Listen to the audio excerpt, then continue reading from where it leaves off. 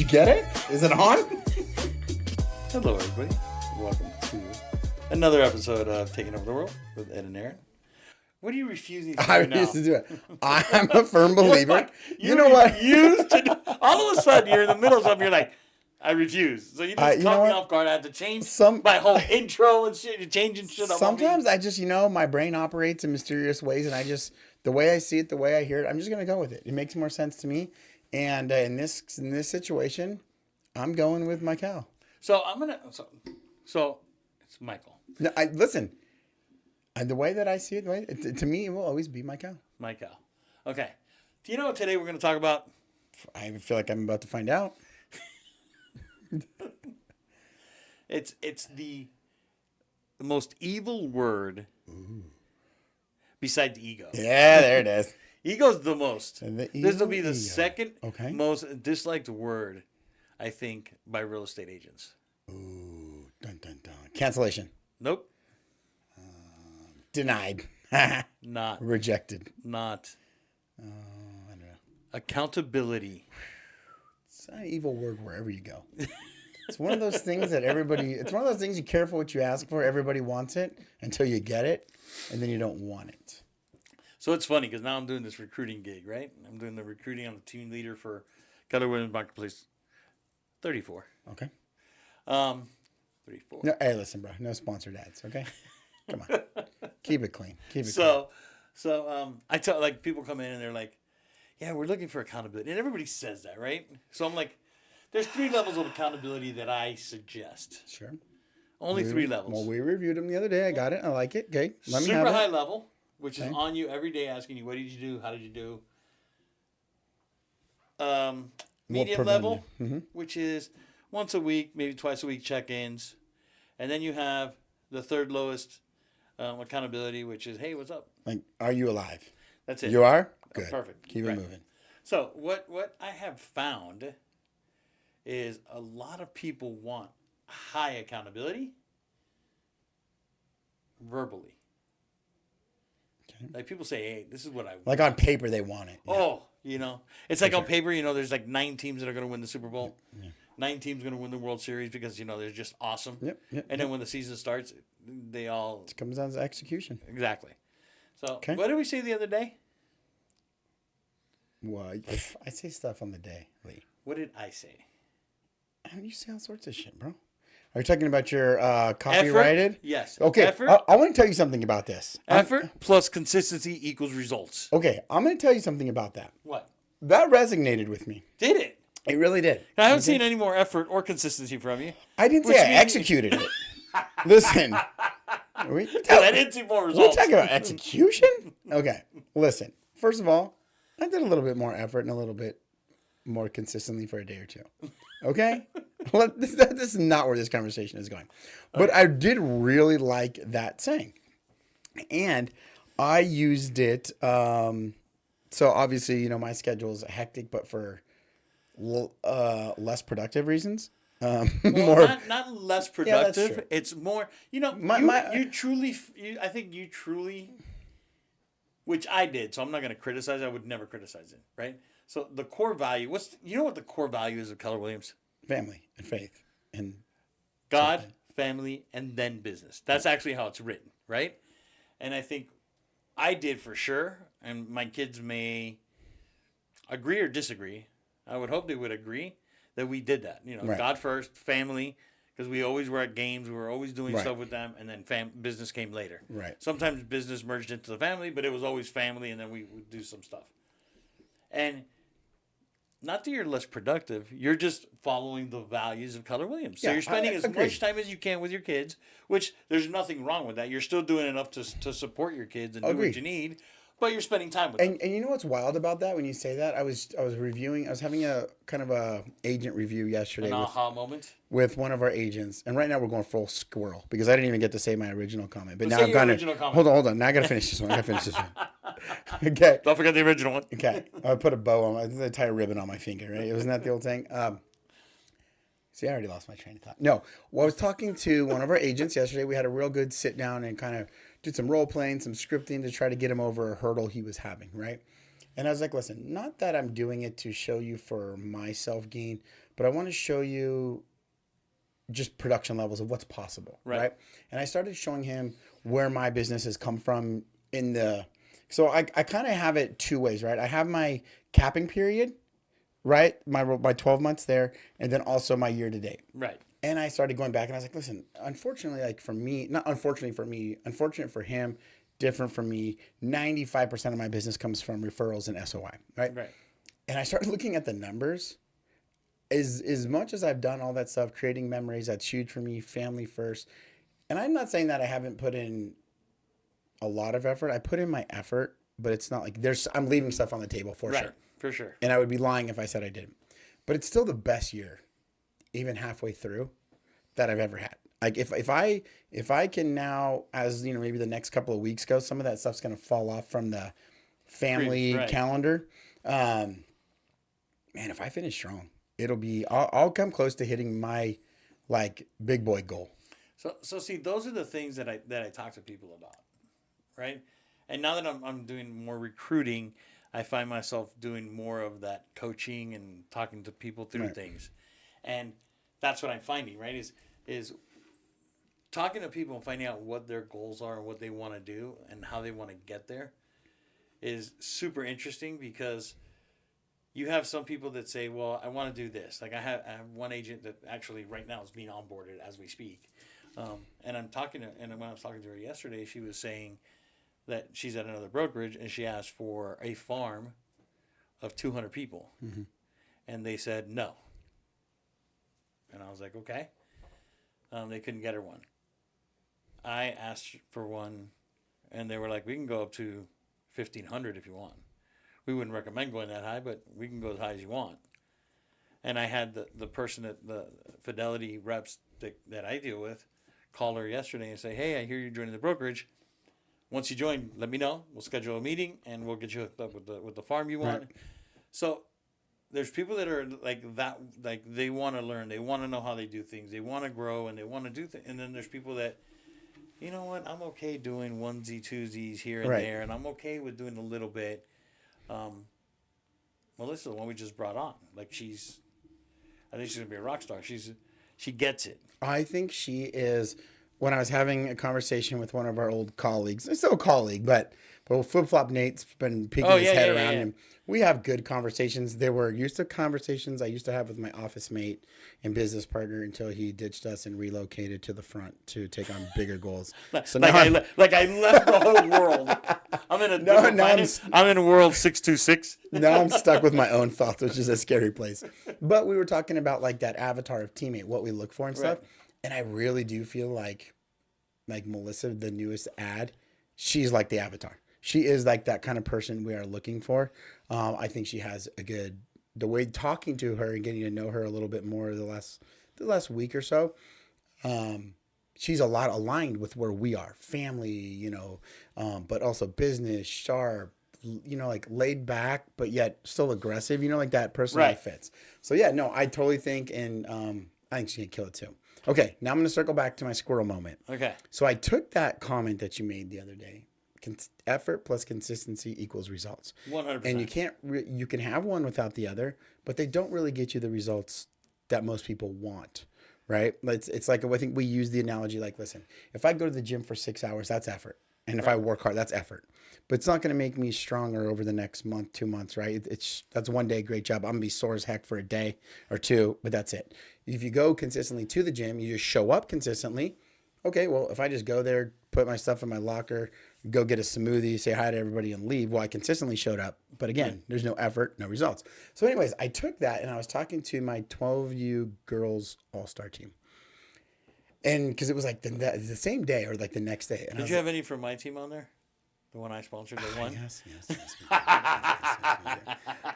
we do. And I told them that after a practice. Right. And we kind of went through and I kind of broke it down like that for them. And, I think some of them got it. They're still 12, right? So they're kind of like, cool, coach. Like, we're just here to play softball. Yeah. I get it. Can you just throw the ball? Right. But it was interesting is that a buddy of mine that I've coached with for years, his daughter's like my second daughter and vice versa, right? And he's like, I forget exactly who he works for, but here locally in town, he's like a financial auditor and now analytic guy, like big brain, right? And he told me either the next day when I saw him in practice, something, he goes, he goes, when you said that the other night, he goes, it made me think. And so, but I mean, like, like even like as adults, we just kind of don't really think about that. We kind of get focused on like, well, like I showed up, I went through the motions. Well, like going through the motions doesn't count. And you can go call 200 people in a day, make 20 contacts in a day. But if you don't do that consistently, it's you might get your onesie, twosie just out of luck. But so it was interesting that I brought that up and like, this guy's like, great guy, Big great brain family guy. guy, big brain guy, just a good human, right? And he was like, dude, like that actually really resonated with me. I was like, glad I could help you. That's one of the things that I said it, right? And I said it in jest. I said it as a, hey, I just came up with this thing or whatever. Right. But the more I look at it and the more I think about it, it holds true in everything in life. Mm-hmm. The amount of effort you put forth on things, the amount of consistency you have are going to yield the results, right? And it's kind of one of those things, like when we go on listing appointments, right? We go on listing appointments with people who say, okay, you can have it cheap, the fast, 3 ways. What is it? Cheap, fast, or good? Yep. Right? You can only pick 2 out of the 3. You can only pick 2. So you can have cheap and fast, but it's not going to be good. Right. You could have good and fast, but it's not going to be cheap. That's right. Like you could pick it. Yeah. So it's almost that thing, right, where you could say, okay, if you want results, you need all of it. Right. You can take one out of the equation, and you can take effort out, and you're going to be consistent, and the consistency is not going to yield the results that you want. You could take results out, and you're not going to have any results if you're not consistent or put in the effort. If you take the effort out, like you could do that with everything. 100%. If you take one of those 3 words out, it changes the whole equation. It absolutely does. And I think our team shirts, we need to get some new shirts that just say, like how they have like those things like it just, I think we just need a black and white shirt that just says effort, consistency, results. That's it. Because that's truly what it is. Yeah. Like if you do those, if you put in effort, I mean, like what did I told somebody, so Keller Williams has a thing, and we've talked about it because we've done it on our team. I don't think we fully executed them correctly, but the 30-60-90, right? Mm-hmm. Yep. There's a 30-60-90. I'm on one right now because I'm new to the position, so there's certain tasks I need to complete in the first 30 days, certain tasks I need to do in the next 30 days, and finally in the last 90 days, right? And that's supposed to have a pathway for me to be successful, right? So the girls that do our onboarding, Kylie and Brooke, came up with this 30-60-90 for new agents that come aboard. And it kind of gets them set up, right? And I spoke to somebody when I was recruiting them the other day, and I said, hey, I'll be 100% honest with you. I've seen this 30-60-90 that we're doing for the agents. And I think that if you follow the 30-60-90, you'll get a transaction by accident.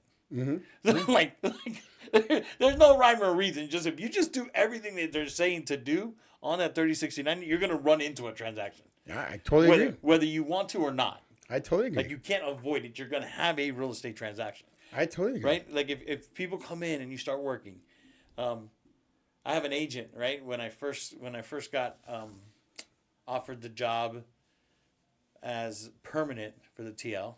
I started talking to agents and telling them, hey, you know what? Now I'm the permanent TL.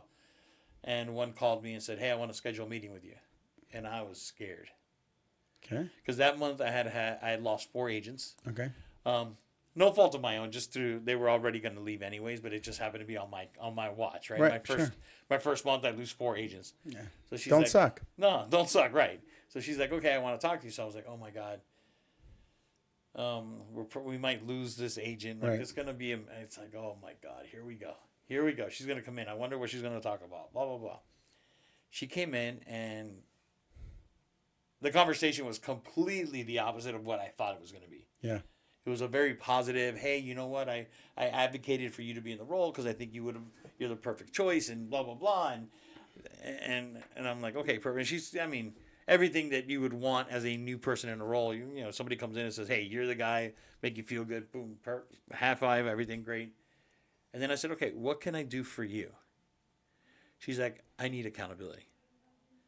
I need high. I'm like, how high? She's like, I need really high accountability because I tend to veer off. I'm like, okay. So, how often are you going to text me your numbers? She's like, once a week or once every other week. That's not high accountability. I'm like, how about every day? She's like, every day? I'm like, yes, every day. So we've talked through some things every day. We're working through things, and then all of a sudden, she's got 2 in escrow. She got a new listing, and it's nothing I did. It's she put in all the effort. She's been consistent because she has to report her numbers to me, and now she's yielding the results she wants. So it's the equation. Like, it's not rocket science. It's not being a magician. It's simple. It's consistency and effort are going to yield results. I'm telling you. And so here's the and thing. even in baseball's like that. 100%, and that's why I use if you go to the gym and you work out and you do what you need to do, right, and you practice your swing.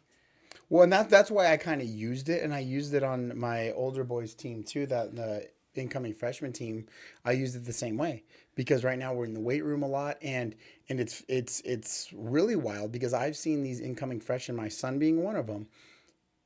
He's got some height. He's got a wingspan. He's a skinny dude though, right? That reminds me of back in the day when metabolism, you could eat whatever you wanted to, right? Right. But I've watched them over the course of 2 weeks or so, maybe 2.5 weeks in the weight room, and they've been locked in. They have their fun into. We have fun with them in there too, but they're working out properly. They're putting in the effort. They're showing up consistently. Majority of them show up consistently. And I saw my son do, and understand he just turned 14, right? And he hasn't worked out a lot. But my dad taught me kind of around that age how to work in the gym, because I think there's a lot of people that go to the gym that don't know what they're doing, and that's when the injuries. And I think that's where people are like, I don't want my kid in the gym yet. Well, that's because they're not doing it right, and they haven't been taught the right way. Right. And we really focus on control, form, proper weight, and so even yesterday we did PRs with squats. And how'd that go? This son of a gun, I was super proud of him. He put up 2 plates on each side. Okay, 225? I mean, that's 225. And he's not super thick, skinny dude. And he was pretty excited. I'm like, dang right, you should be excited about it. Like when we first started that, and I was talking to him because he took CrossFit at middle school in 8th grade. He's like, Dad, I've never been that high.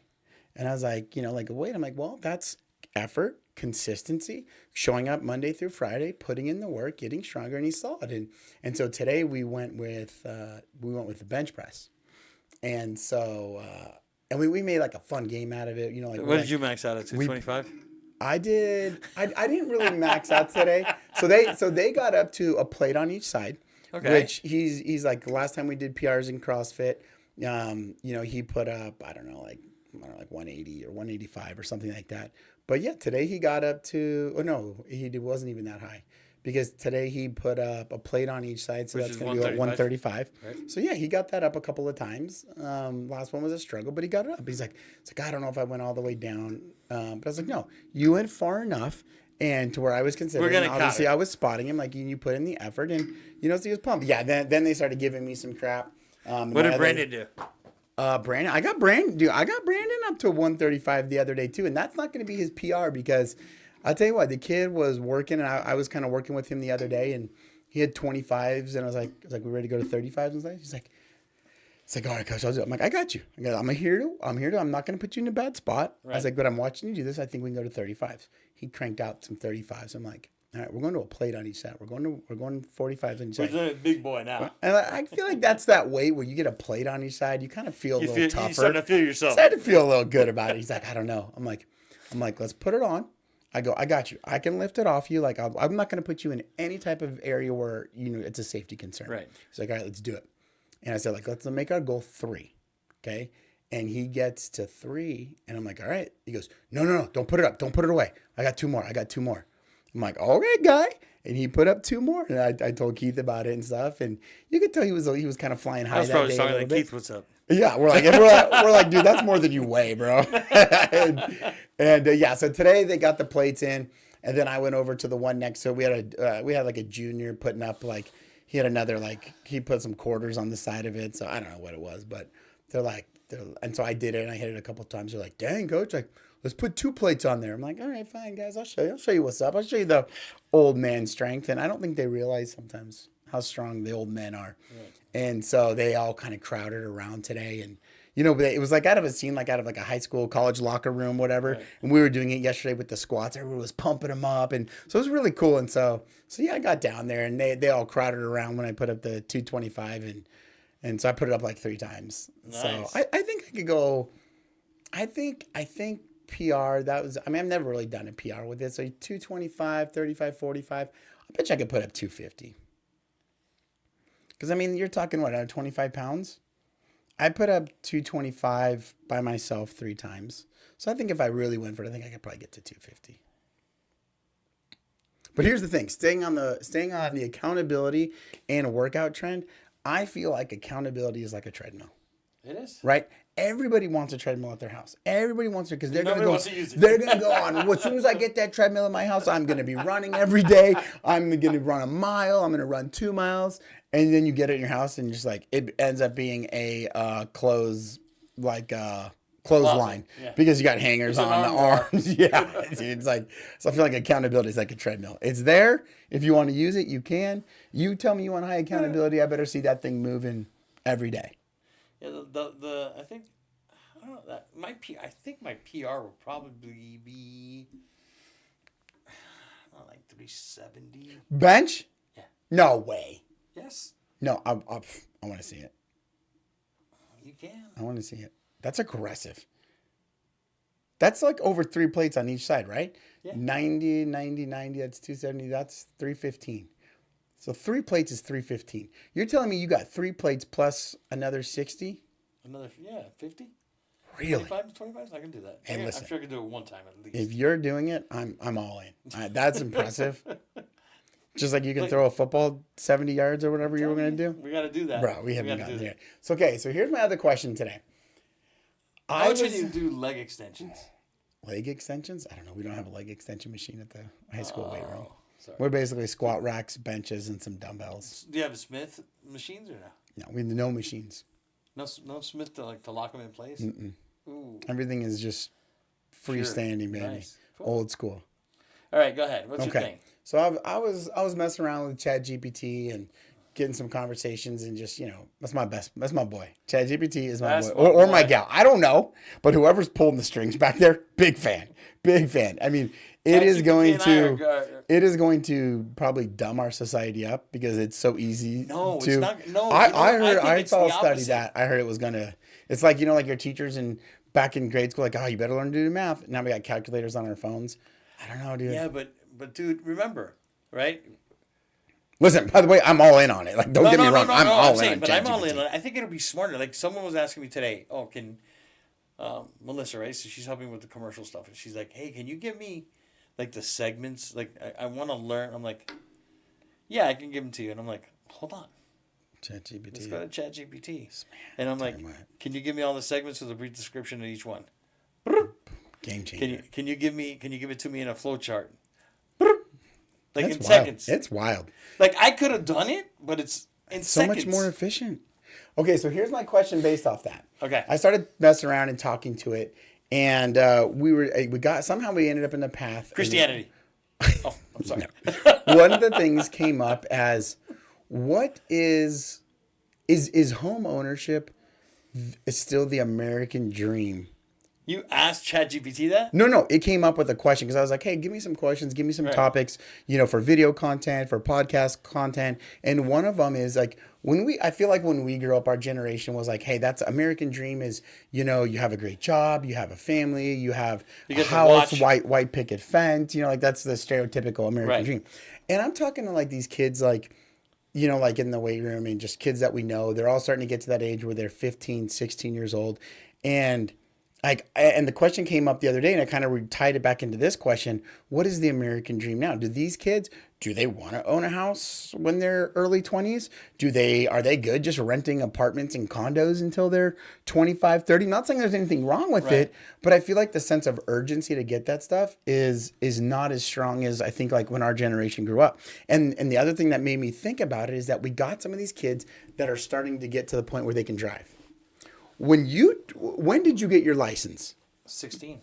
And so somebody asked me that the other day. They're like, and I was talking, I think it was me and the coaches talking, and I was like, dude, when I turned 16, it was like, you didn't go to school that morning. You were trying to get the earliest appointment at the DMV that day. Go get your license. Hopefully you pass, which I did. I'm sure you did. Get your license so that you can drive to school by like lunch. So all your buddies and friends know that you got your license and you're driving, right? Now we're getting these kids, like I've seen them, some of these kids, 17, 18, 19 years old, they still don't have their license. So, and it's just like, it doesn't seem like, and I'm not saying it has to be a priority by any means. No. It's just like how the world has changed so much. And I'll get it when I feel like it or whatever. But I'm like, man, we were like, oh, I can't wait to get I got my appointments. I got my appointments. So when I got mine, there were no appointments. You just said first come, first serve. So I remember on my birthday, on my 16th birthday, I woke my mom up at like 4:30. And I'm like, we got to go. And we were there at 5:30. They didn't open till 7. We were first in line. I was like, I had to be first in line to get my license. Like, I need to get it. On my 50 in Florida, back then, I don't know what the rules are now, but back then you could get your restricted on your 15th birthday. That's how it was in California. So you had a whole year to drive with it. Right. And you could only drive with one person over 18 for the first 6 months. Right. And then you could drive with other people in the car. Right. For safety reasons. Right, sure. So I remember all that. So I got my license at 16 on the dot. And dude, it was... Yeah. You're right. You drive to school and it's like... It's almost like the scene from Grease, right? You're driving it. And you want everybody to know you're there. Yes. And I think that's where, you get some of these... I don't know if it's the millennial generation or whatever. It's like... Brandon didn't get his. I don't think home ownership is ever going to go away, obviously. That would be stupid to say that. But it's like, I just don't know if people feel as, like that generation is like, are they excited to go buy a house? And if not, why? Are they just because they don't want to start a career that early? Are they, trying to do other things first? You know what the problem is I don't think that they understand. Because I don't think they understand the value of owning a home. And the equity and the wealth you build. And I don't think they understand that if you do it early enough, you start building equity. And, it's crazy. I don't think they understand that portion of it. And they don't think about that portion, right? It's when they're 40 years old looking back, man, I should have bought my house. It's like everything, right? Right. You can get insurance you can get a universal life policy at 16, your parents can get one for you. It costs you $200 a month. Right. And by the time you turn 40, you stop paying into it. And when you retire at 65, you'll have $10 million. It's just crazy. But nobody thinks about that. Yeah. And then all of a sudden at 50, you're like, oh, I need this universal life. Well, now it's $1,000 a month. And maybe you'll get to $500,000 by the time you turn 70. It's crazy because you don't think about it. You don't think about the compounding interest. You don't think about any of that stuff at the beginning. It's as you get older in life that you're like, man, I should have done that. That was a good way to do it. But Brandon didn't get his license till he was 19. 19. Because he was at home. He was a gamer. So I don't go anywhere. I don't need it. Then he started working for somebody. And that guy's like, hey, the first thing you got to get working with me is you need a license. Yeah. And he didn't even drive, which was crazy. But the guy's like, no, you have to get your license. If you want to continue to work with me, you got to get your license. That's crazy. And he went, he got his license, and now he wants to drive everywhere. But it's those things. Amanda on the opposite, because she was in school, she was driving herself, and so she's at 16, she wanted to get her license, and boom, got her license, and so she could drive herself. Yeah. It's wild. It's a wild world we live in these days. It is crazy insane. But I think we need to see, even like this, right? So we want results on our podcast. We want people to, hit the subscribe button, and all this stuff. But we haven't been consistency lately. We put in the effort when we're here. Well, we consistently do it weekly, but we don't do it on this. We missed a couple. When? Last week we missed. I feel like we did it. No, we missed. Oh, remember she almost broke her ankle. Yeah, we did have a situation. Yeah, she was laid up with her leg. She went. She tried to be like me, and I get that. Like as a role model, I like when people are trying to be like me, but in this case, you shouldn't because when I heard the story, I was like, oh man, I wonder when I've done that lately. And I went back to the story I told maybe months ago where I fell off the wall into the rose bush. I was like, man, this is not the example you want to follow. No. But hers was just getting out of bed.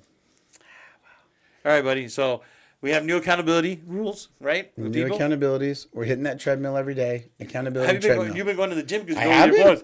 But you know what? Here's the thing, is that when we go, right, I'm not going to even remotely say I sit here and do.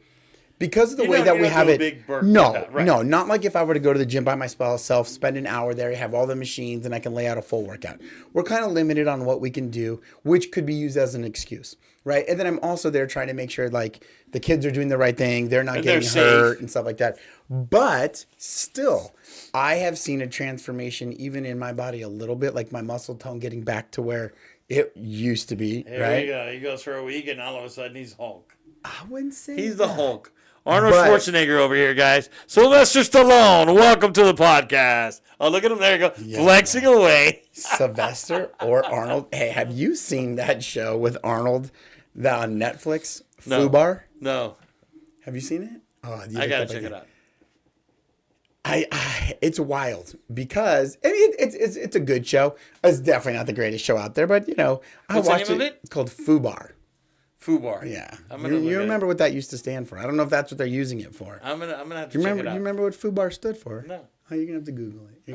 I'm not sure if I can say it on the air. You get canceled. You're not going to get canceled. But, man, I watch it, and I realize how old he's gotten.